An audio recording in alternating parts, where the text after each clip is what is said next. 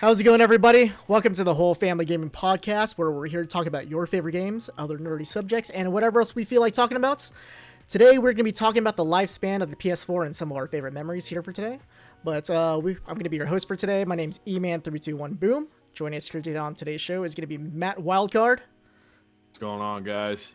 And joining us here today is going to be our guest from Gaming Treehouse. Is going to be Nick. Nick, how's it going, man? Pretty good. How are you guys doing?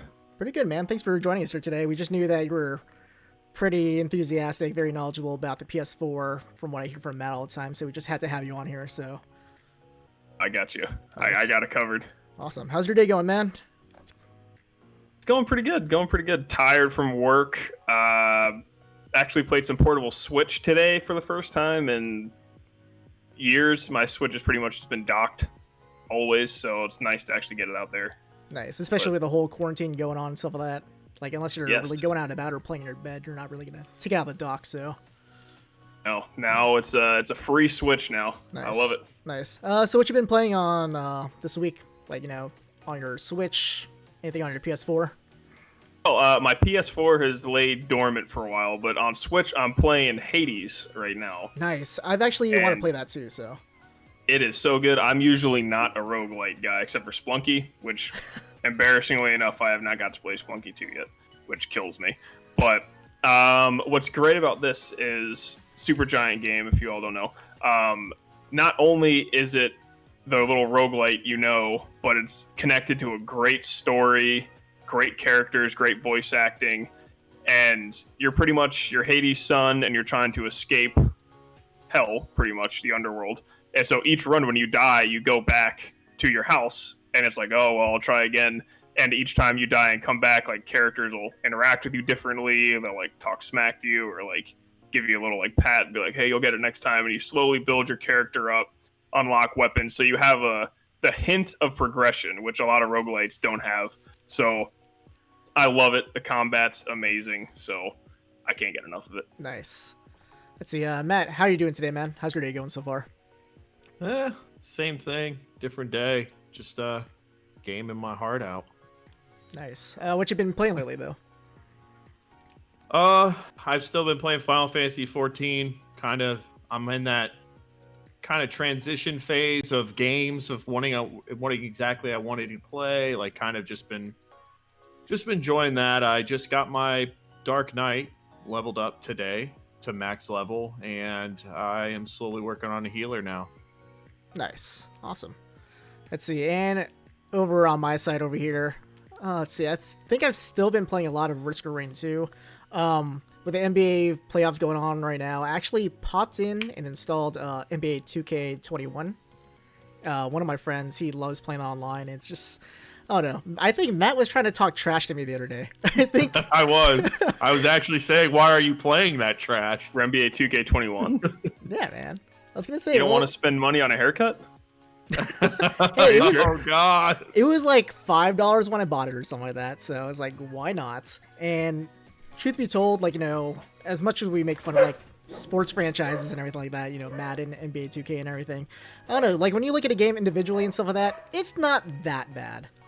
And like, especially if you're into that sport, it's much easier to kind of get into it. So I've been playing a lot of that, getting back to my career mode and stuff like that, and I don't know, every time you play a sports game, I feel like I'm always on like the kind of like normal difficulty, and I don't know, I've kind of maxed out my character, so it's getting a lot easier for me to score like 50 points a game, so I actually bumped it up to like Hall of Fame, one of the more like difficult levels, and I just got trashed, so I kind of need to work on my skill set there.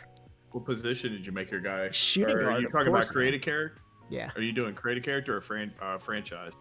Create a character, like your career mode sort of thing. So, how's the trash storyline they usually have in the career mode? I have never played a single good storyline inside one of these NBA 2K games at all. I don't know how Madden is. I heard it's actually gotten better over the last like 2 years or something like that. I don't know about this year's, but I'm trying to think. Wasn't it? I think it was 2K21 where you have that really annoying like friend or like house cleaner or something that I don't know. I heard there's. I haven't played it, but I heard some like really annoying person is in the game that's constantly with you. That's every year. And everyone hates it. Yes, I think So. I think last year, I think you had like one of your best friends die or something. But honestly, I think after like 3 minutes of listening to the story, I just always skip it. I think one year you're on a team, you're playing for some team, and they literally trade you for a food truck Oh God, at the practice facility. that's terrible. All right, let's stop talking about sports games. We don't want to screw some viewers off over here. But let's see. But yes, Chads. Sports ball. It's sports ball, guys. oh my gosh. All right, but today we're just going to simply be talking about, like I said, the lifespan of the entire PlayStation 4. Next generation coming up soon, so I just want to go over like some of our best memories regarding this generation with the PlayStation and everything going on. Some of our favorite games, some of the hardware we liked, some of the history regarding it. So I know that Nick is a huge PlayStation fanboy, so I just kind of want to get his thoughts, like what his best memories are of the PlayStation 4. Like, what was your initial like reception to the PS4? I loved the PS3 when it became the slim PS3. So that's when Sony actually started getting back to being PlayStation. My favorite console of all time is PS2. So, big PlayStation man here. I originally wasn't a huge fan of the design. I got mine on launch day. It was a really rough out the gate with exclusives. There was just Infamous Second Son within like the first couple months, which was very great. But they really hit their stride in about 2 years in, and ever since then, just keeping it going. And PS5, it seems like it's going to keep going. 2021 for that system looks absolutely amazing. But my favorite memories of this game is of the PS4 are games that made me give a crap about characters, especially Persona 5 Royal. Probably it's my game of the year. Might be my favorite game of all time. God of War, taking a character that most people hate and turned him into someone that everyone relates to a little bit and loves. Controversial. I did not like Last of Us Part 2. Yeah. Sorry, everyone. How dare you have an opinion? I know. I'm sorry, everyone. But my overall memories of the PS4 is just exclusives and Sony willing to open up the checkbook to sign third-party deals, get second-party exclusives, get Call of Duty content first, everything. So, I mean, it was one of the most dominant generations for a company. And and we'll talk about, I guess, in a little bit, what my biggest takeaway from it is and to why Sony's so successful when it happened during this launch. So that's pretty much my thoughts on it. Yes. Amazing stories, best controller. They fixed their controller too. That's the other thing. They fixed their sticks. PS3 analog sticks suck. A lot of people are saying, like, throughout the years, like, people were saying that the DualShock 4 is probably the best controller of all time, sort of thing. To me, like, I think it's up there. I still think Xbox One controller is a little better, but I'm just more one of those, like, offset sticks kind of guy and everything. I don't think there's anything wrong with the PS4 controller, but, I think it fits comfortably overall, so. It does. Nice. I love it. Matt, I know you're a huge, like, Sony fanboy as well, too. Like, what are your, like, memories regarding the PS4? Like, what was your initial, like, thoughts about this system when it first debuted? So, mine kind of goes back to, like, where Nick was at, where PlayStation 3 was kind of more of my gateway of getting into Sony. Essentially, it was kind of like after, Uncharted started coming out, Uncharted 2 really, like, hit its stride and all that. And I started playing those games, and at first, I was an Xbox 360 kid. I love the Xbox 360, arguably my favorite system to this day still. But as I got into PS3, I actually traded my Xbox because, I got the red light of death, like, God knows how many times. I think I've had like 4 systems have to get returned. But anyways, I got the PS3. I had the big one, the ugly one that everyone didn't like. Then I traded that one in. And then I eventually got a slim towards the end of the year, like end of its lifespan. But anyways, I got PS4 roughly around launch. I think I got mine like at launch. I can't even remember. It was at least within the first couple weeks. And anyways, I was pretty big into it. I can't honestly remember the games that I played You got it when I around first launch, came to right? launch. Yeah, but I cannot. I never was an Infamous kid, so I never really cared for it that much. That's a killer for me, man. I know, You got to play it. but it's just like, I mean, honestly I can't even remember because I agree. It just, I mean, kind of goes back to our first podcast where I feel like console launches are irrelevant. They're just not. As long if you're just a tech guy and you really want to play it because you want that system and you're a lover of it, like Nick is, it Jump makes on sense. that debate right But now. anyways, I remember having it. I remember feeling like honestly I think I was playing my Wii U still. Like I was playing 3D World and stuff while PlayStation was kind of trying to be at large. It wasn't until, like Nick said, like when it started hitting its stride about a year or two later, and then towards its end of its lifespan. I mean, Sony's been so good. Exclusives. I mean, I mean, Bloodborne was definitely one of those games I remember first playing. That I was like, oh my god, Bloodborne, because I love Souls series. And Bloodborne, I know a lot of people would put that as the best Souls series game. I know a lot of people love that game a lot, and I like it, but it's definitely not the best Souls game, but still was a lot of fun to me. Trying to think of other games, and then of course there's Uncharted 4, which was just, absolutely amazing. They took everything that made Last of Us great and then added the elements of Uncharted into it, which made that game just a treasure. It's a golden gem that I feel like honestly, when it comes to cinematic action games, just I don't know if it will ever be beaten, in my opinion. But it just took a lot of what PlayStation 3 did well and made it better. And then, like, of course, God of War. Oh my God! I mean, it's probably when I'm getting my PS5 is when the new God of War comes out. It's just it's good, but there's like a lot more, of course. And as far as controller goes, I mean, I agree. I think it's one of the best controllers. I'd still give it to 360, but I'd give DualShock a good run. Mm-hmm. I just kind of want to reiterate something that Matt was talking about a second ago. I feel like when it comes to console launches, I feel like they don't particularly have the best launch games, given the technology is a lot newer and everything like that. But it's just like, I feel like all these games get kind of lost. Let's see. It looks like Nick really wants to say something right now. He has to I do. So while I agree with you to a certain extent about console launches, I think the PS5 is actually, for the first time, changing that narrative quite a bit. So, yes, I know you can get Miles Morales and all the third-party games on PS4, which that's true. But have any of you watched the tech breakdowns of the Xbox Series X today with their backwards compatibility? I did not, actually. I did not. Okay, so pretty much the load times, the stability of frame rate is impeccable. So your experience with Miles Morales, with ray tracing and all these things, I think, and I know this might be controversial for you guys, the jump from PS4 to PS5 is going to be bigger than PS3 to PS4 because of the SSDs and the tech being there. And sure, Demon's Souls is one of the first legit must-have plays. And then with how consistent 2021 is with PlayStation, with Ratchet & Clank Rift Apart, Horizon Forbidden West, it does, which again can't run on PS4 because of the warping and stuff. Capped off with Horizon, which again you can play on PS4, but it'll be a much better experience, faster loading, ray tracing, all that stuff on PS5. With God of War capping off, I feel like PS5 is a must-buy. It launched and it's changing the narrative of that. But I do agree with you that most console launches do suck. Yeah. Like I said with PS4, it was rough playing Call of Duty Ghosts, and I'm a Killzone fan, but Shadowfall wasn't the best. Oh, let me read this. Let's see. PlayStation 4.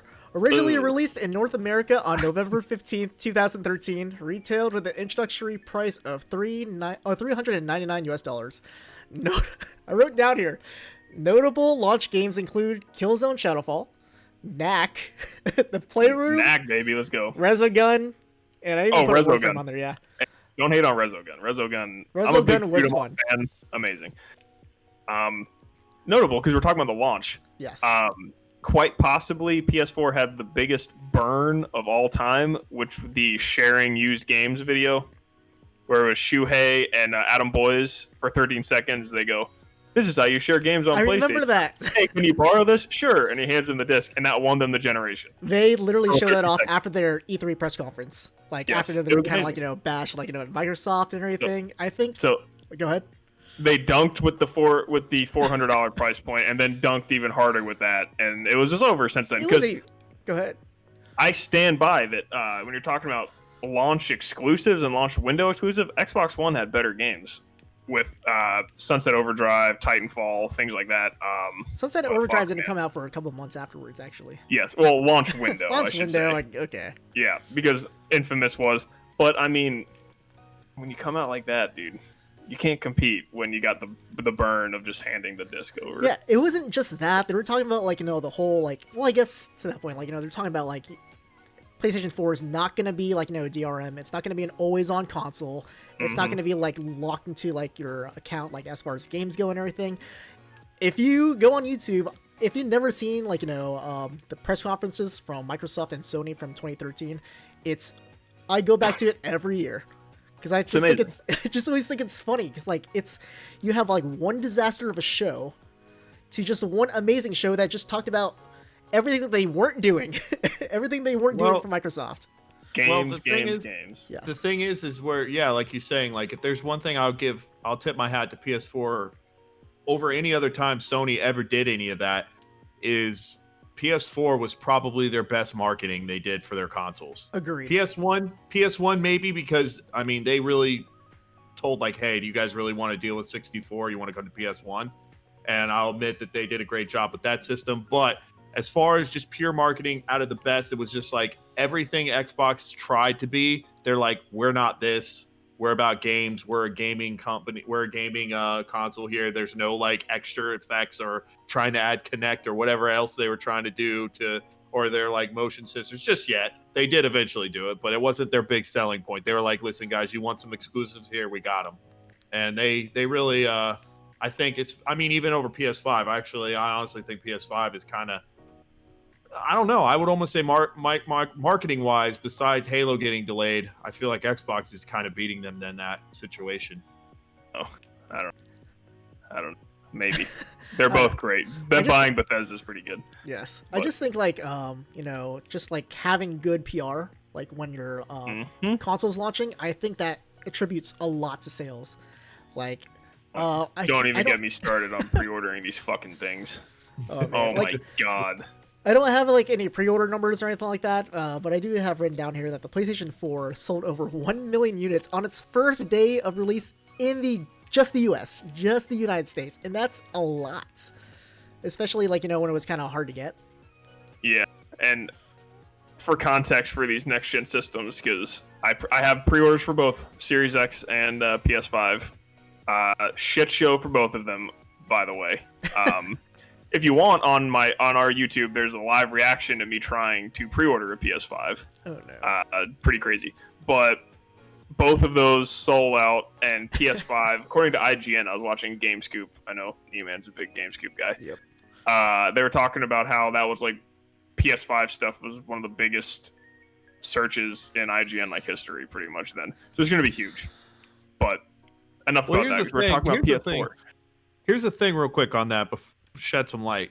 Is it just me, or was this always a thing? Did you always feel like do you feel like people get systems or get games on the sack day just for the thrill of it, or just the thought of being like, hey, I got this first kind of mentality? Yep. And it's grown so much more than it used to be. It's FOMO, in my opinion, because of social media. People want to take pictures of their PS5s. Oh, look at me, I'm playing PS5. Everyone else is waiting, playing their PS4 Pro.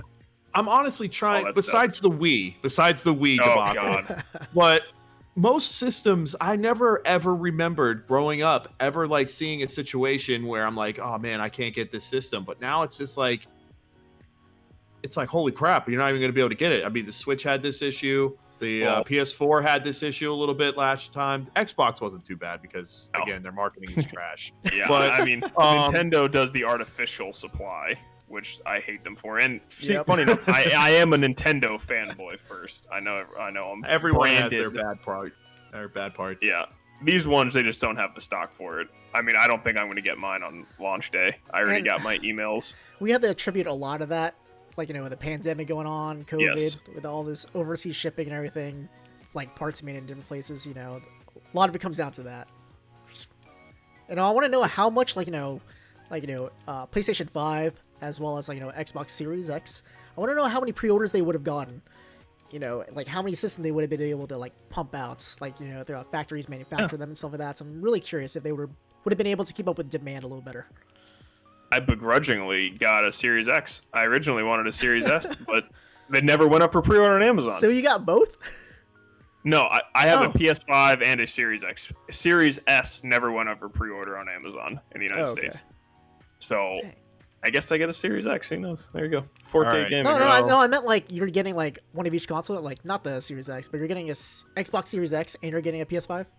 Yes. I don't know if I'm going to keep the Series X right now because while the future of that console is quite bright in 2022, there's not really much. That's to a play smart right now. idea. A lot of people were doing that. A lot of people were just like, pre-ordering like different consoles and stuff like that, and just kind of like, because like a lot of places they don't charge you until it actually ships out, so you got a good month. So now I get to think about it. Yes. What do you think PlayStation's biggest FU timed exclusive was? On To, PS4? Yeah, on PS4. Wasn't it called, which Call of Duty was it? I thought there was a Call of Duty where it was like none of them were. They were just the DLCs that were time exclusive. I think I mean, I know Destiny used to just give the middle finger to Xbox. I think the timed exclusive that got the most shit was actually from Xbox with Rise of the Tomb Raider. Well, actually, technically, we could talk about it. We could talk about the Yeah. Spider-Man for Marvel. Yeah. Jesus Christ. That might be the worst one. Don't get me started. That's where it's just fucked up. That one just fucked up, I think, personally. But I mean, you gotta do what you gotta do, man. That was rough. Oh, I don't know. There's good things about PlayStation that were definitely good, but I've definitely had some bad parts of it too. I mean, like I've said before, and I think I've mentioned in our last podcast, but the hacking issues I've had, there's been and that might be a personal issue. I get it, but dealing with like them and how they handled it all was really piss poor. And then also, I mean, going back to the Last of Us 2 debacle, watching some of these, YouTubers who didn't appreciate the game or didn't like it, and Sony kind of coming and would call it harassing, but they were kind of being like, well, why didn't you like it? Oh, hey, what was wrong with it? And like F it, harassing. They were harassing these YouTubers about why they didn't like it, and then wouldn't give them other like review copies, like for Ghost of Tsushima, and talking about that. And then it was like, what a great game, dude. I don't know why. I don't know. Sony can be D-bags sometimes too. All of them. But they see it as a business, obviously, but yeah. I have a lot of thoughts on what the PlayStation 4 means for Sony and going forward. I personally think, while the PS2, best-selling console ever, all that stuff, I think the PS4 was the most important console for Sony ever. Really? Why is that? So, why it was so dominant. Number one, you can give or take. I think this is Sony is expanding their horizons. They were experimenting more, trying to push the boundaries. PSVR. A lot of the major game companies didn't try that. They're dipping their toes in it. I know Xbox did this too, but they tried all right, we'll make a half-step console, see how that goes. We're going to put back paddle attachments on the control and all this stuff. So they were experimenting and not afraid to, because they were so far ahead. And the absolute biggest thing that happened to them was their mid-tier first-party studios elevated to like elite echelon status, and that made their exclusives unbeatable. Like we were talking about Killzone Shadowfall earlier, we were all laughing about it. I fucking love Killzone. It's still a good game. Yeah, I love Killzone. It's the worst Killzone game, by the way, but I love Killzone. And if you would have told me, hey Nick, the Killzone creators, Guerrilla, they're gonna make Horizon Zero Dawn, I'd be like, shut the fuck up. No. So they jumped mid-tier, upper echelon. Horizon's probably my second favorite PS4 first-party exclusive. Oh, really? No one fucking played it besides me, which makes me... Have you played it, E-Man? Whoa, which game were we talking about? Horizon Zero Dawn. Oh, I played a little bit of it. I suck so much at it. Like, I was like, it was one of those games where I was like, okay, it's gonna be like an adventure game. I'm just gonna boost the difficulty kind of higher and stuff like that. And then I don't know, I just got so destroyed. I didn't know it was gonna be so much like emphasis on stealth. Yes. And So after you play it on normal and you get the hang of it, when you bump it up to like the highest difficulty, the strategy it takes to like pin down the robot dinosaurs and stuff, it's amazing. So Gorilla jumped from mid-tier studio to upper echelon. Then the other biggest one, to not the same extent, was God of War. Sucker Punch. Well, I'll talk about that too. Sucker Punch. Infamous is amazing. And on PS3, Infamous 1 and 2, great. They're just solid games. Now they made fucking Ghost of Tsushima, one of the best games. Like, they're just upping the bar. Like, when you look at their first party, you don't count Order 1886, whatever. That was fucking trash.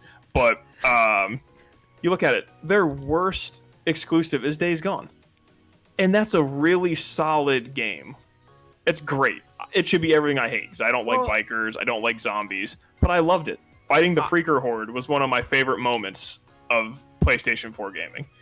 I mean, I understand Ghost of Tsushima got a lot of praise, but I've also heard it's got some backlash too and some issues that they had with that game. They're saying that the idea of the open world wasn't as grand as everyone made it out to be, and I've also heard that it was also, they were talking about how they said, other than the boss fights, that the story just really didn't make sense. It was kind of just like like, let's really just get you to the fight. Well, this is what you really want to see. I'll say that it solved a lot of things. While the story wasn't like, oh my god, it's so gripping, but it was a solid little samurai story, of a person battling how he was raised and who he has to become to get the job done, regardless of what the people around him think. And the combat in that game, if I fucking hear someone make the comparison to Assassin's Creed, I'm going to lose my fucking mind. Don't even compare these two. Okay. Don't compare them. Guys, okay, so you guys might get mad at me over here, but I still have yet to play Ghost of Tsushima. Just because, like, Matt hasn't either. It's fine. Okay, so I'm going to pick it up as soon as it goes on sale. Definitely, for Please sure. do. I'm going to. And okay, play so I can't speak on this, but I was reading this a lot online. Question, did you guys play The Last of Us 2 before playing Ghost of Tsushima?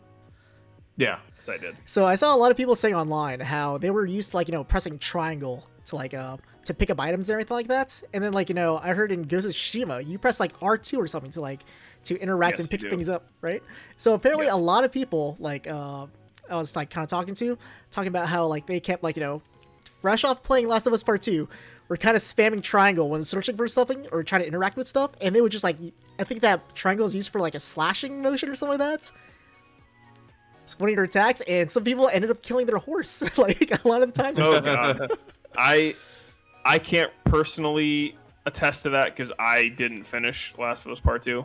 I made it about halfway through and said, I can't fucking do this anymore. Great made game. Nothing. Oh, graphically. Controls are archaic.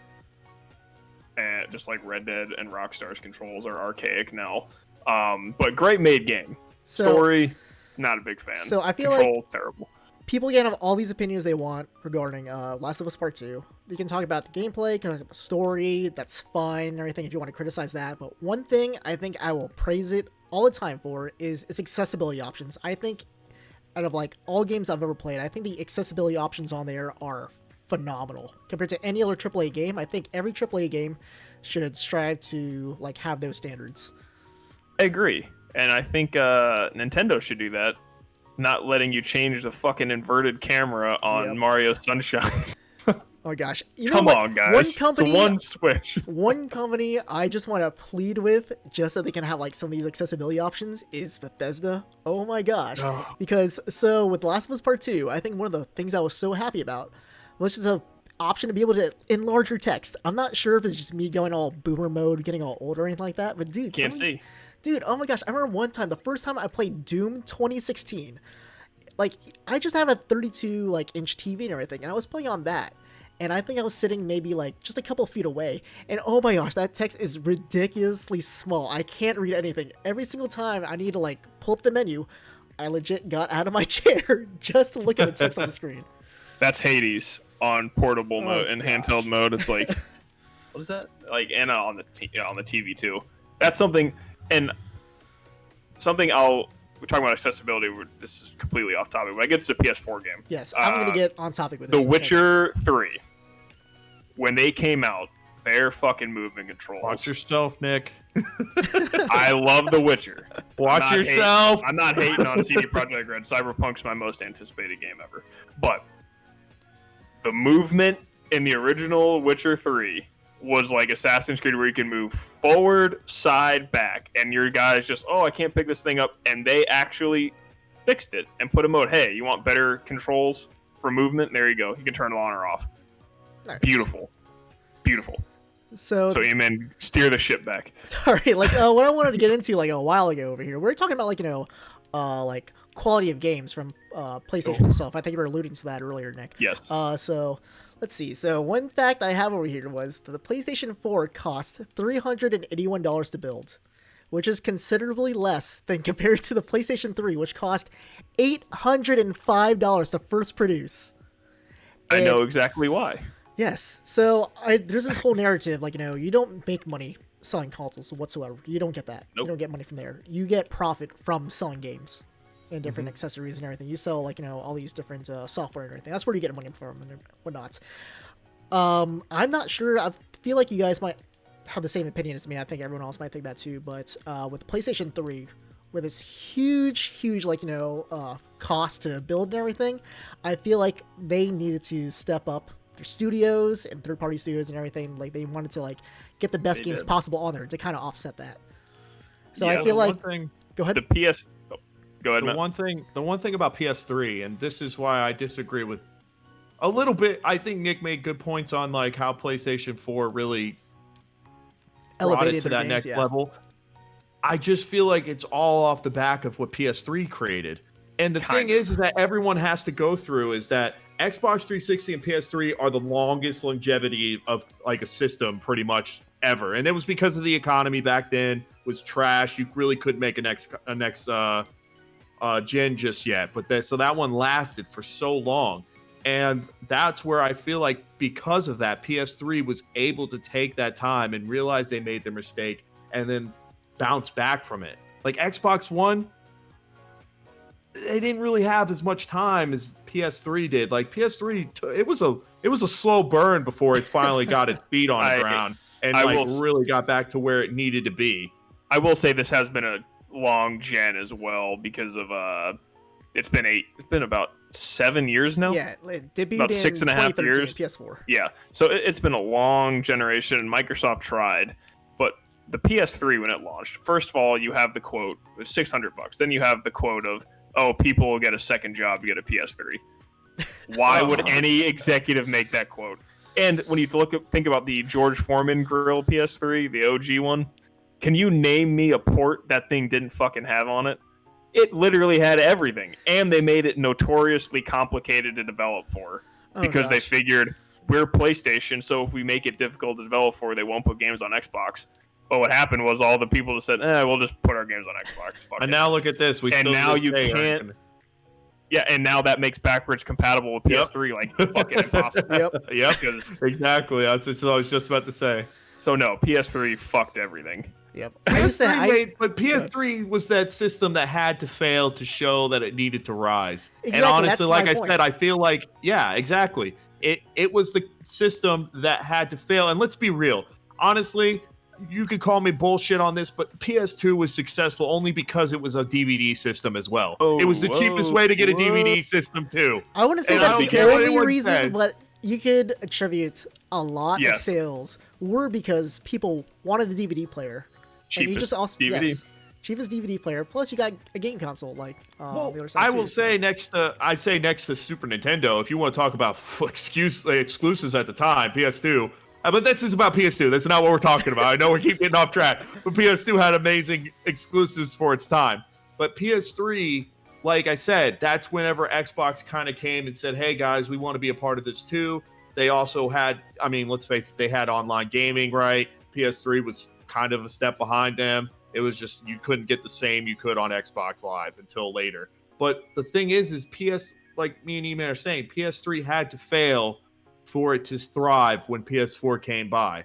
Still, And I actually, think, honestly, outsold 360. No, it didn't. It lost by shy.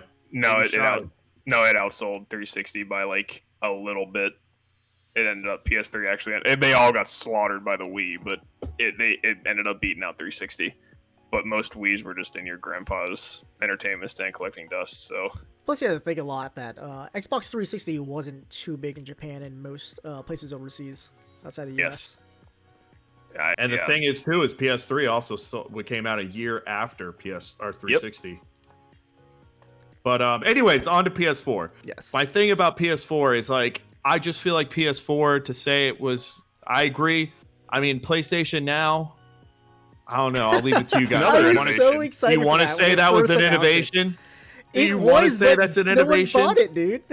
My brother can't even freaking play it. Like, you he can can't even download games on it now for some titles. It's trash. It's trash. I think it's a and great then the concept. games, they had like maybe 1 or 2 games here and there that were like you'd actually want to go back and play. Like, it really didn't even have that great of a freaking library until now, but now no one even cares anymore. I don't even think it's really used. Yeah, that's my biggest hill I'll die on with gaming, is that while it's backwards compatibility is important, I think it's the most overrated fucking thing in the world. Like, no one's buying PS5 to play PS4 games. Well, that's actually I disagree.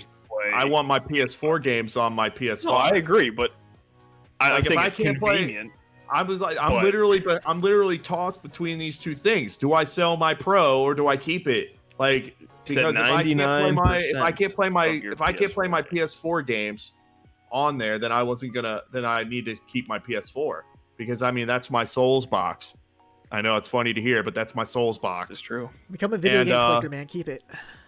Yes, you got. I don't get sentimentally like attached to stuff like that. I like everything. But go ahead. Oh, I was saying, just back to the PS4. It's just, this is when, to me, that PlayStation became, well, I know PS2 had a lot of good exclusives. PS4 is the factory of just top tier elite exclusives. Like, if you go on Metacritic, if it's a PlayStation exclusive first party, you can fucking guarantee that it's like in the high 80s. But see, this is 90s. the thing. This is automatic. This is where I'm going to get controversial. I think, honestly, this is the only reason why PlayStation is winning and why it's better is only for its exclusive. If you want to talk about hardware, Xbox beats it, and Xbox Series X beats it.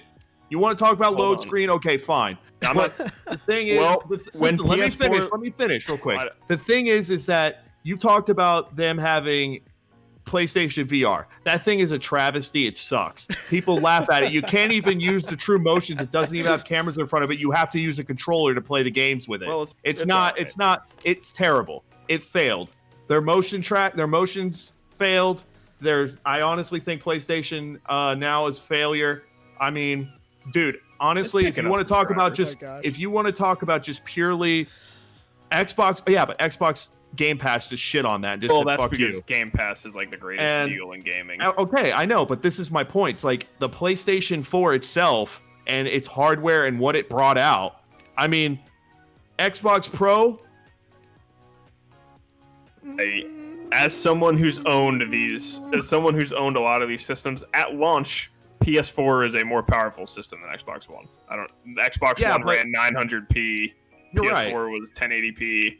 It's stronger. I will fully admit the Xbox One X was 10 times the system the PS4 Pro was. Yeah, the jet engine. That just goes back to the point where these companies need to realize, take a step back. We don't give a shit how powerful your system is compared to the other. If it's just micro sizes, a little different. Just give us the exclusives or give us a reason to buy your system. And this is why I hate the freaking console wars. And I mean, I hate Nintendo more than anyone when it comes to this stuff, but that's another topic. Whoa. That's another topic for another time. I hate the console wars, and this is why I'm slowly transitioning to the ultimate PC gamer. This is why I'm becoming one of them. Don't do that. Oh my gosh. Hey, can I go back to PlayStation VR really quick? Because I think, Yes. So, really quick, I saw this cool little tidbit online. Let's see, the DualShock 4 controllers include a built-in light indicator to be used alongside the Morpheus VR headsets, which is, PlayStation VR. Yep. This means that the Morpheus headset was a key component to the design of the controllers prior to the headset even being announced. So, I know a lot of people actually love the little light bar sensor on the back. I'm Yeah, not sure but- how you guys feel about that. You can Just go a ahead. battery. And You when can you go play, ahead. it just shines on your TV. I'm glad to Yep. know that one game that they had where you could play with the mouse. I don't even remember the name, with the mouse, and you guide the mouse along, and the PlayStation controller was just so revolutionary for that. But I mean, come on. They have one of the best VR exclusives, though. Everyone's forgetting about this. I know it's trash, but Astrobot is Nick, one of the best VR exclusives. Never go played sit it. down. So- Other VR systems have Half-Life Oh. Alex. They lose automatically. I said one of them, not They- the best. they, Oh, man. they That's lose one of them. already. Like Half-Life Alex, just they're the one game that everyone's like, oh my god, I need to buy a VR headset. I said But one of them. PlayStation VR, I mean, it's laughable. It's like something you give your child because they try and get into VR a little bit. The only thing I'll You gotta say wait is, for VR too. I'm just saying, like, and now with the Quest 2, I mean, it's saying it's the defining way to get into VR. Oh, Like, everyone thought PlayStation VR might be the way because you don't need the rig, but now, dude, the Quest So- 2, it just shit on all that. On. Guys, you gotta let me share my experience with the PlayStation VR, personally. Oh my gosh. Okay, so I know a lot of people want to make fun of it and everything, because it is like a lower end, like, VR headset when you have like a lot of other great alternative options. Like, at the time you had the HTC Vive as well as the Oculus Rift. Those were like the other two big VR headsets around that time. Came out a little before PlayStation VR came out.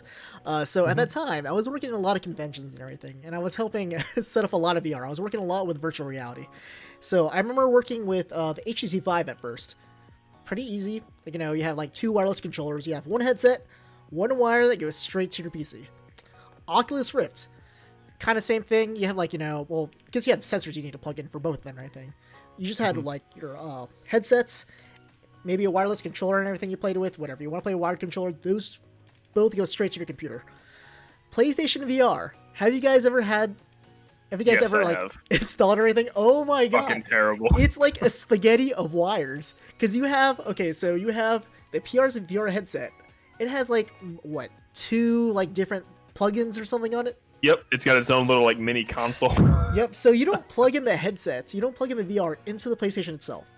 You plug it into another like kind of like adapter where you plug these two wires into it, and then on that box, Plug that into PS4. you need to plug in two more wires on the other side which connect to like your PlayStation. And you just have like wires running around everywhere. And it was such Terrible. like, I feel bad for whatever parents, bought that for their kid, not knowing what the hell it was, and they had to install it. I felt so bad. And, Well, I mean, go ahead. honestly, maybe having that big rig set up might be a little bit better, because the one thing I will say about connecting an adapter to your PC to play those games is it's so flimsy.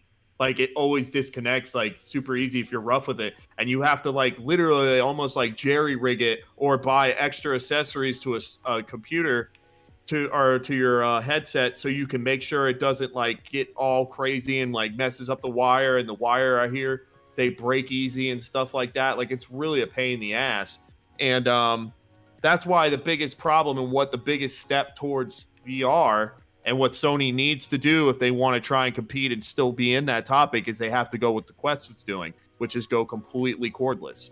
People don't want to hook up to anything. Nope. We just want to throw it on, and we don't want to have to worry about that, because that's my biggest problem with VR. If I have an issue with it at all, is that I hate the cord. It's annoying. And then on top of that, you got to wear a headset, make a better headset. That's why, if you want my honest opinion, what PS4 needs to do, or PS5, if they want to do VR, go down the Oculus route, make it cordless, do some way of connecting it to where you don't need to deal with that. And I know that there's websites you can download and apps that let you play it without needing to connect to a computer. I think it's called I can't remember the name, but I think everyone who might be knowing what I'm talking about knows. But anyways, they got to do that, and then they also got to keep it cheap. They got to keep it cheap now. I mean, They have to. Quest 2 just set the bar. They just said, hey, you got to put it down there. I meant that I didn't mean that it was like such like an amazing thing. I just meant like they were experimenting and taking risks This as was- opposed to just. I Being know, but safe. PlayStation 3 was already doing that too. They were Yeah, they making didn't. better. They didn't take too many They risks. had the move and everything. They but copied the that's Wii. about it. Yeah. I'm just trying to say, though, my point I'm just trying to make about PlayStation 4 and getting onto this is that their hardware pretty much their hardware stuff. They didn't come out with anything throughout the years that really just blew me away. It was their exclusives. Yes. That was what made it succeed. I don't think I'm just saying, like, I don't think PlayStation Now and all that stuff that didn't help anything. Honestly, I think I personally don't have an issue with it because I use it so much, but I think PlayStation's like Windows, like the menu screen and all that stuff is more of a pain in the ass than Xbox is. UI? Oh, like the Yeah. When's the last time you've used an Xbox? I'm just saying, I think 'Cause- Xbox had it good. I've used my Xbox and I've seen The new one sucks with Xbox. I fucking hate it. They changed it a little bit with Series X, which I'm excited about. But I'm just saying that, and at the end of the day, all that matters is, does your system, is it good graphically, and it's not gonna like break or anything, and is it gonna run amazing games? And that's what the PS4 is most memorable for. Is their first parties just being banger, banger, banger, banger. Second party exclusives. I mean, you got Persona 5 Royal. Like, that's the best exclusive of anyone. That's my favorite game of the generation. Well, I didn't play Royal yet, but I played Persona 5. So good. And it's my favorite game on PS4.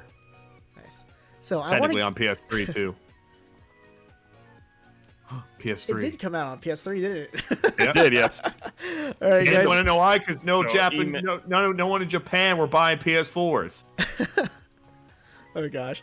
All right, I definitely want to come back talking about games in specific over here, but really quick, I just want to know what you guys thought about the PS4's design, like overall. When you just look at the console itself, what do you guys think about it?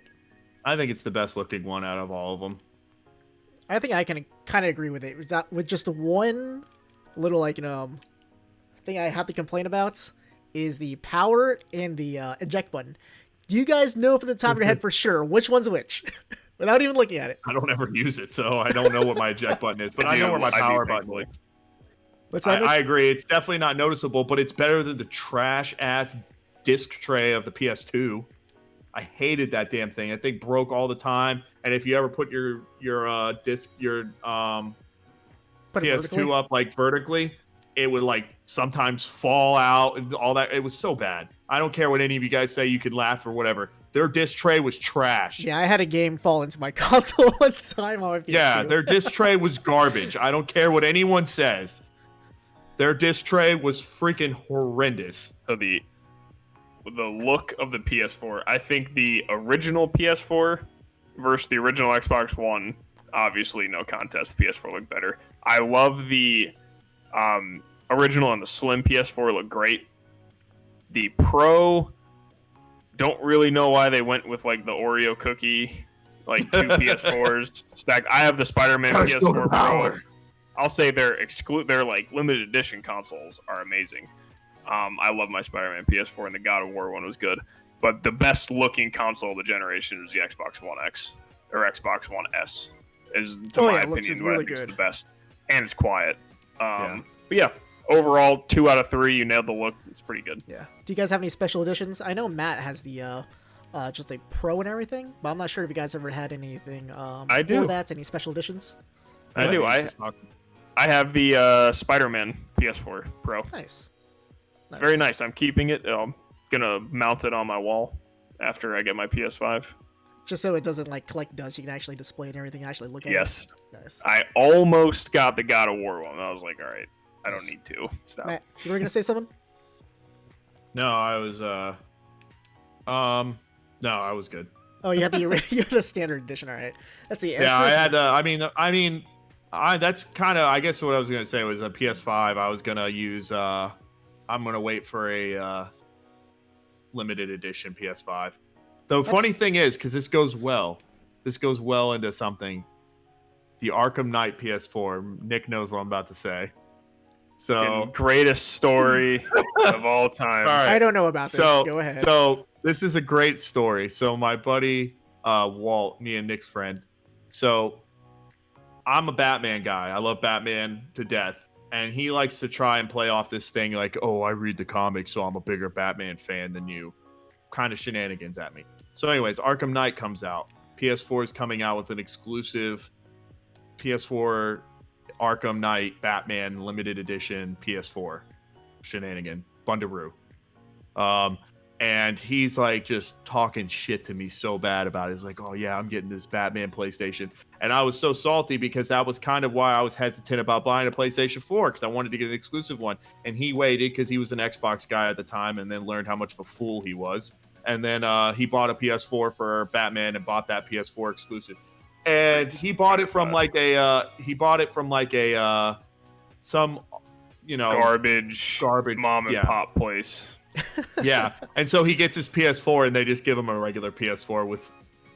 They gave him the one that came with the game, but not the limited edition one. He was so pissed. I was laughing so hard. And I was relishing in it, and I was just like, "F you!" I didn't even feel bad for him because he was talking so much shit, and I'm just like, "Yes." Oh that story actually brought up another good second-party exclusive they got when they grabbed Street Fighter V, because that's why Walt bought it. Was Street Fighter V? That's another one that was exclusive. I was like, I forgot about that. Let's see. Oh yeah. Man, I love the PS4 I bought. I think it's gonna be. I think it looks, unless it like, you know, does like something like the SNES. Like you'll see in a second. I bought the Destiny 2 edition, not Destiny 2, Destiny 1. Yes. PS4. It's the Glacier White. I think is the best looking PS4 in my opinion. Every time I look. I know opinions, that's fine, but to me, I think it just looks slick and clean and everything. It just looks gorgeous, and I'm just really happy I bought that one, even though I only put like maybe 30 hours in Destiny, so. I love the white consoles. I have a theory with consoles. No matter what color they launch in, either black or white, it's always the opposite one where you're like, that would look really cool, man. It's like... It happens all the time, like with the Xbox 360. It came in white, and I was like, this is really awesome. But I saw the slim, the black one, and I was like, oh man, that's awesome. Now it's happening again, where I had the black PS4, and when that Glacier White one came out, I was like, oh man, that looks so cool. I mean, I always feel like their second rendition, or their slims, or whatever you want to call their next, they always have like a second set of PlayStations or Xboxes or new consoles.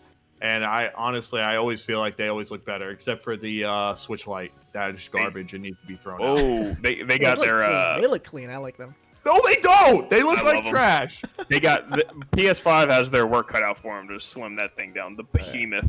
The monolith. Dude, I love the look of that. It looks like you have a rig. No, I love it too. Does. I think the Xbox Series X looks way better than the fucking PS5. I think. Oh, I agree too. Hold on. Oh, dude. now I'm getting in this. It looks like an actual computer. Go ahead. I like that. The thing I like about it is because I know everyone takes video games so seriously. But at the end of the day, these are toys, and when I see the PS5, I'm like, this looks like if I was a kid, I'd be like, man, that's the fucking future right there. It looks, this console looks like it's supposed to come out in like the year 2015, like 2050 or something like that. Like this is what I imagine a console in 2020 would have looked like if it was like. Yeah, 2000. If you're watching Back to the Future back in the 90s. Like, you know what's funny is the thing is that I feel like they did it because they wanted to make it look like it had power. Like it's like bigger is better kind of thing, like mentality where it's just like, oh yeah, look, it needs so much space so you can put all these awesome pieces of hardware in. They went to make slim it so awesome. Instead of fat like Xbox. But that actually brings me just to wheel it back to the PS4 stuff. Another shining, well, depending on how you think of it, I think it's a negative with the PS4 generation, which is why I don't think this is as memorable as PS3 or 360. I really feel like this was the year of remakes and remasters. Oh, just yeah. so many. PS4. I know, but I mean, like with PS4 and Xbox One, this generation felt like so stuck in PS3 and Xbox 360. Like every year, remaster. But hear me out. And this is me playing devil's advocate. So we've just talked about PS3 and the garbage discs that they made and how impossible it was to ever make it backwards compatible. So if it wasn't for that, unless you have like a computer, which another reason why PC is superior, you really can't play these games anymore. So like games that people talk about and the legacies that they hold, and you don't really have many ways to play these games back in the day. And then also it's like, well, if we're going to do this and we're going to try, why not just, up the graphics and make it a little bit better? And then you got things like, I never played Resident Evil 2. And you want to talk about games that are amazing in this generation. Well, I don't mean Resident Evil 2, but remaking that game and doing what they did and putting a new, like, it's like, honestly, I think more people think Resident Evil 2 remake is better than the old school PS1 version. I mean that's like a huge remake. I mean remasters. But if you look at it, and the other thing with PS3, look at the amount of games that came out. 3 Uncharteds. How many Uncharteds were on PS4? One. 1.5. 1.5. Because you got Lost Legacy. Oh, okay. Yeah. So Mass Effect, 3 games. Then the Infamous got 2 games plus DLC. Like all these franchises, they were pumping them out. And it's not to say that. And I actually think Uncharted 4 is one of the. While it's a great ending, I think it's one of the worst Uncharted games. But oh my god, I hate you so much. Perfect ending, but too long. It's not as good as 2 or 3. God, that game was better in every way. I don't know. 2 is the best, but there was so many new games on PS3 with new franchises, just pumping them out consistently. How many fucking Ratchet and Clanks are on PS3? Not very good, but a lot of them. My first Ratchet and Clank I ever played was on PS3. Man, Tools of Destruction, baby. It's a great launch window game. But Jack and Daxter's is better than those games. I don't know. That's I actually got death threats over the PS4. That's a PS4 memory for you. I got death threats over my Ratchet and Clank review for PS4. Did you really? Oh my god. I did. It was very bad. My review went viral on that NRG or N4G. It was the hottest review. Thousands and thousands of views going all over Reddit. People calling me like piece of trash, like I'm gonna like slit your throat. All this crazy stuff. The gaming community. I had people just everyone on the Ratchet and Clank Reddit, like, oh, someone look at what this guy read. So that's pretty much my memory. You're a pretty big homer for that franchise. It's a cool franchise, but man, you are the ultimate homer for that crap. I love Ratchet, but that's another one of my memories of PS4 is I actually felt like I made like a little mark in gaming because it's when I started getting review codes for games. Nice. Like, I think my biggest one, I got Ukulele early. I got a ton of review codes for games and had a lot of videos get decent amount of views. Me and Matt started our thing back in the day, like live through games, like really just the most garbage setup you could think of, and just making stupid videos all the time. I've grown up, boys and girls. So just starting the whole like YouTube thing or writing reviews and actually want to do it. So I got to give PS4 generation credit for starting us on the path. Nice. So it's not just just you playing games and everything. It's just like, starting like. I got to get a little wild card in here. I gotta get a little wild card in here. And this is my own personal question. I know you're the host, E-Man, but I got to know. Okay. I think Nick kind of already said it. I know Nick already said it pretty much if you guys were listening to it at all. But what is your favorite PS4 game? I was trying to think about that throughout this podcast, and I realized I can't think of the top of my head which would be my favorites. Oh my god. So you're just talking about one game. Yeah, the one game that trumps it all. And I'll start since I'm over here putting everyone on blast. Oh my god. I'm gonna go look at my game really quick. So I'll be right back. Go ahead. I gotta give it to I just after what it is, I gotta give it to God of War.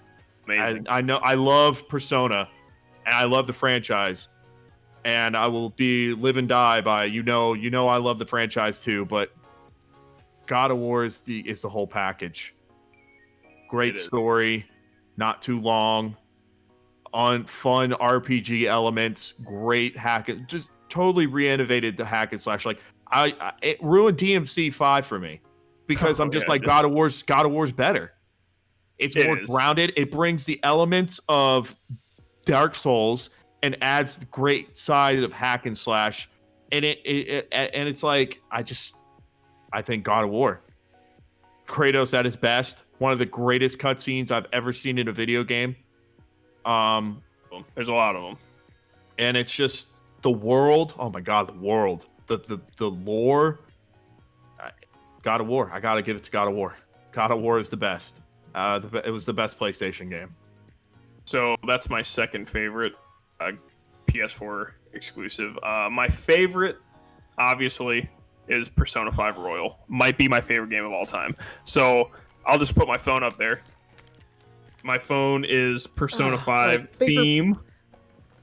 So I have all the little widget icons to have my phone be like the Persona phone. There's not a game that has taken over my life more than Persona. I have my phone as Persona. I listen to the music all the fucking time. All the time. I use the Persona 5 bag for work. I constantly thought about this game, not only with Persona 5, the original, but with the Royal. I know Matt likes to make fun of me how I don't play games for a very long time or something in a sitting, even though I got plats. But Persona 5 Royal, I legitimately, for about a week, the situation helped pretty good being stuck at home. But I legitimately played Persona 5 Royal for like 9 hours a day for like weeks. So no game. It's my favorite game of all time. Nice. That or Oblivion. So I'm still in the midst of playing Persona 5 Royal and everything. It's just like, I put so many hours into it. I definitely need to pick it up again. Wait till the new content, man. I'm telling you, it's worth it. Wait, for Royal?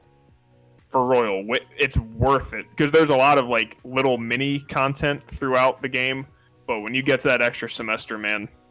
Oh, nice. I don't think he's ever played Persona 5. I've never played the original. I've only. So he's experiencing everything. I'm experiencing Persona 5 for the first time with Royal. I'm so happy for you because this is so much better than the first one. I remember like Matt, he would not shut up about Persona 5 or anything, and it always looked cool, and I just never got around to it or anything. And like, that's gone over to Garrett now. Garrett never shuts the hell up about it.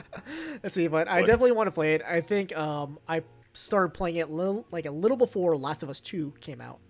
So when that came out, I kind of transitioned over here. Let's see. As far as some of my favorite games on the PS4 and everything, sorry, I couldn't think of anything top of my head, so I had to actually go look at my game collection. Real quick, I don't want to cut you off, E-Man, but I said mine's God of War 4. Did you play God of War? It's still wrapped up in plastic when I bought it from Amazon like a couple months ago. So, dude, I'm so backlogged on games.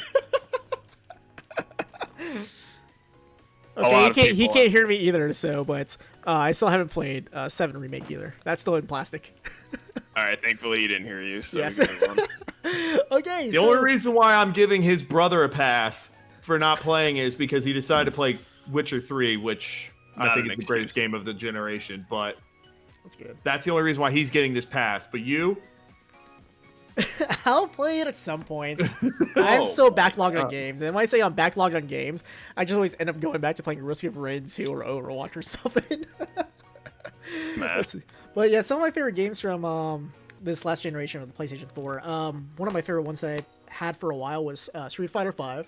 Like, I'm really into fighting games, and I really like. So I'm a huge stand for Street Fighter 3 Third Strike as well as Street Fighter 4. I just felt like this game, it made Street Fighter feel a little fresh again. Like, when it comes down to it, I will still probably pick 3 and 4 over 5 and everything. Agreed. Yes, but just it's nice that they were trying to come out with, besides new Ken, they were trying to come out with new concepts, like making characters feel different with their different abilities and everything. And I thought it was great. What? Beard Ryu? What? That's what got me. Oh my god, man! Dude, I'm sorry. Ken, my god. No. I'm glad they gave Ken some personality. Dude, the game had no content.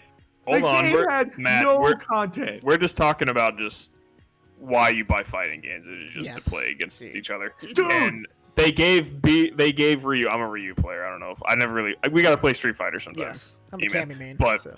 All right. They gave my favorite character a beard, so it's like, all right, I'm in. All right. Oh man, I don't know. It felt fresh. Online was trash, but I digress. But anyways, yeah, and then you couldn't play anything else because everything else sucked.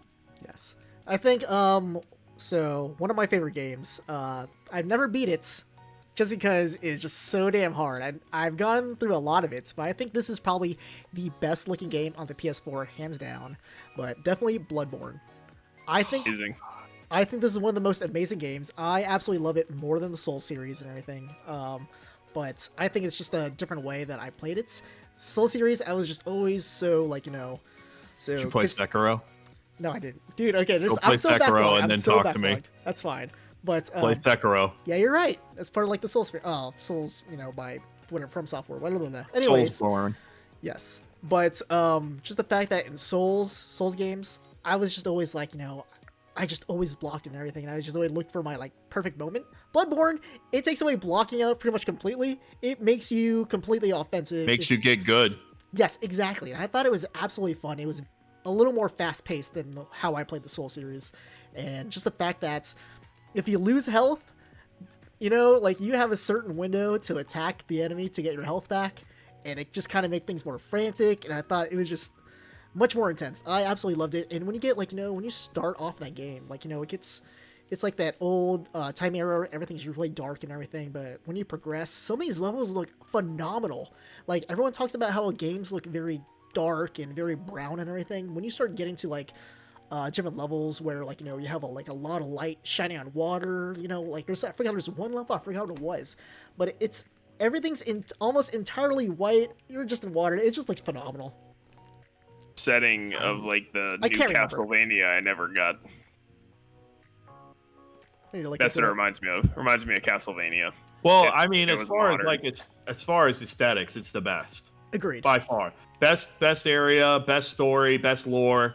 The whole story about how they add that Lovecraftian alien side to it, as well as keeping it to that old Universal monsters like idea of like, and then also using that whole like era is all amazing. My only issue I have with Bloodborne and why I don't put it over the other games is that I felt like the weapons you got, that you didn't get them until the end of the game, and you were really limited on what you could have. And I feel like that's what part of the reasons why Souls was such a good game to me, was because they really let you experiment. So that was my only holdback. But other than that, hardest bosses, best aesthetic. I totally understand why you chose it. I have this little tidbit that I found online. Matt, I think you're gonna like this. Nick, I'm not sure how big of a Souls fan you are, but according to president of Sony Computer Entertainment Worldwide, Shuhei Yoshida, I hope I'm pronouncing that right. Shuhei Yoshida. Thank you very much. you go. Some of the features of the PS4 were inspired by Dark Souls and Demon Souls. He states lots of things these games did, like leaving the message to other people asynchronously so you can feel connected, but not really connected at the same time. All of these things inspired us when we were designing the system features for the PS4. The sharing features, I enjoy so much watching people playing Dark Souls on YouTube. These games have a special place in my memory. So I love the I don't know share why button. My brother and his brother hates this game so much. It's so good. That's another little feature they had now that everyone has. The share button on the Share? controller. Yes. Yep. Now everyone has it. I was trying to tell my brother also, that was the one thing, is you can actually stream on Twitch by just having a PS4. Yep. Bare bones True. and everything, but at least you get the Yeah. feature of doing it. So I just have one more game I need to shout out. So honestly, when I was thinking about it, this probably is my favorite PS4 game. I'm not gonna say it's the best, but it's by far my favorite. Until Dawn. It was a fun game. I just love those style Ironically games. enough, first game I ever streamed. Really? Yep. Oh my gosh. It's just like coming off like different games, like playing on PS3 or playing what's it called? Was that exclusive to PS4? Yes. I think it was, Oh, yes. okay. Yeah. What am I thinking of? Oh my gosh. The Origami Killer game, what the hell am I thinking Oh, of? Heavy Rain. Rain. Yes, Heavy Rain. Just like coming off that, I was like really into that game, and coming over to PS4, when I saw a game kind of like this, very like story based, and I kind of like, I'm not super into quick time events and everything, but I don't know, I just felt like this game absolutely did it right. Like, you're like trying to chase after somebody or you're running away. It prompts you to press something really quickly to make like split second decisions, like, hey, do you want to like run through this door and keep running away from the killer, or do you want to go hide in this closet, sort of thing? And I don't know, Yeah. just A lot of cool things I was about this close. It's so funny you freaking bring that up. I was this close today, literally today. I was thinking about what do I want to stream today, and I was like, maybe I will stream Detroit Become Human. And I went on Steam to see if I was going to buy it, and I Oh almost my did, God. but it was $40. I'm like, nah. Oh man, I So, love you know, Detroit. So now that you brought that up, even actually, funny enough, just I would be I'd hate myself if I didn't bring it up with the PS4 generation. I know it's not a PS4 exclusive or anything, but PlayStation 4 gave me Mega Man back after so fucking long, without like 7 years, 8 years without a Mega Man game, whatever it is. This is some crazy amount of time. We got Mega Man 11, so that was one of my most hyped announcements. Also, give me Mighty Number 9, unfortunately. But Oh man, I was so disappointed with that. Oh, I felt so bad. I actually met the creator of Mega Man and everything at a convention over in Texas, and I was just so hyped when he were like, he was talking about it during this whole panel and everything. You met Inafune? For like 5 seconds, I said hi. Oh man, He was actually I'd like, be jealous. yeah, I was working this convention and he was kind of backstage and everything, and I was like, oh, Sap, hi. He's like, oh, hi. And like, that was pretty much it. That was just the interaction. But That was one of my biggest freakouts. Was when that game got delayed when it was 2 weeks out. My number 9. I still It's on remember Lift Your Games. I was like, podcast. Are you kidding me? Nice. Let's see. So- Go ahead. So yeah, they just gave me one of my favorite game franchises back. Nice. Let's see. I know we talked about one of my favorite games. Let's see. Nick said his favorite game was Persona 5 Royal. Matt, I'm not sure. Wait, did you actually say what your favorite game was? Yeah. I You already said God of talked War. about it while you God of were War? away. Oh, that's right. And I actually need to take it out of the wrapper and play it among a bunch of other games. But like I'm telling you, there was like a lot of sales going on these past few months, and I just had to buy it. At least I don't blame E-Man, you, man. E-Man. This isn't one of those, oh, I have to wait until it's on sale. I know you own it. This my point on because I know you're the ultimate friend that I know that's like, I'll get it when it's on sale guy. You're that guy. So this is one of those games that you don't wait. You buy this on day one. I know a lot of people are saying it's probably the best PS4 game. I'm trying to relate It's my to second you favorite. the way that you see these games and how you judge a game if it's worthy or not. This is a day one, wait till midnight play game. Kratos is my favorite video game character, especially after I this don't know, game. man. I think I'm gonna play some Donkey Kong Country 2 tonight. Hey, man, hey. Oh, I love that game. Oh man. My favorite DK game. Oh lordy. All right, we're starting to get a little long on time over here, but I'm glad we were able to talk about a lot of like our favorite memories, some of the games that we actually liked, and just the design and whole lifespan of the PlayStation 4 itself and everything. I'm actually pretty excited about the PS5, but like, I know Nick is getting it day one. But yeah, I'm gonna be well, one of those hopefully, people- if Amazon doesn't screw me. That's true.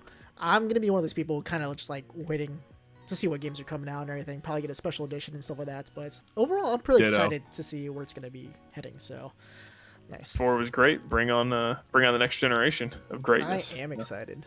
Let's see. So as we're wrapping up here, let's see. Nick, do you have anything you want to say? Anything you want to plug? Yeah, sure.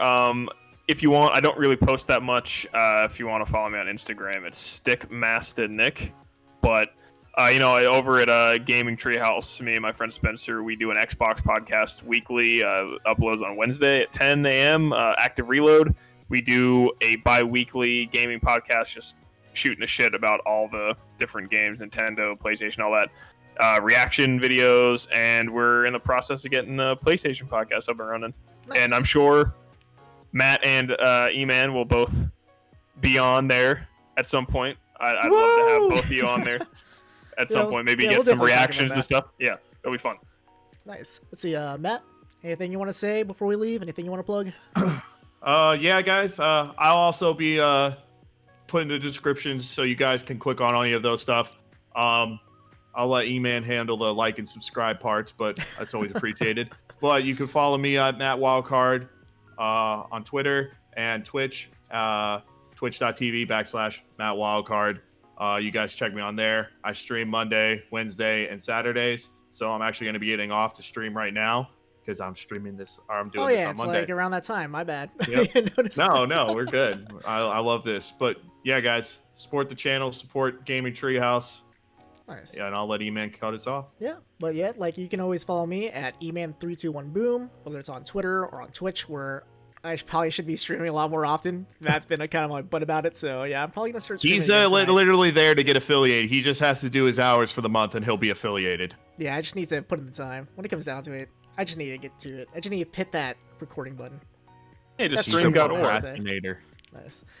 All right, Yeah, but that's, stream God of War.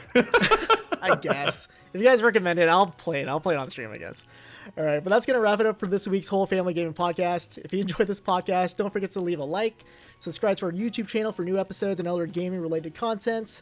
Feel free to join our new Discord channel that we just started doing in the description below. I probably should kind of flush that a little bit more with some new channels and everything on there. But yeah, don't forget to follow us on Twitch and Twitter, everything on the description below. Don't forget to follow Gaming Treehouse. We'll be sure to leave a link on that as well, too. On behalf of everyone here at Whole Family Gaming, thank you so much for the support. Whole Family out. Ah!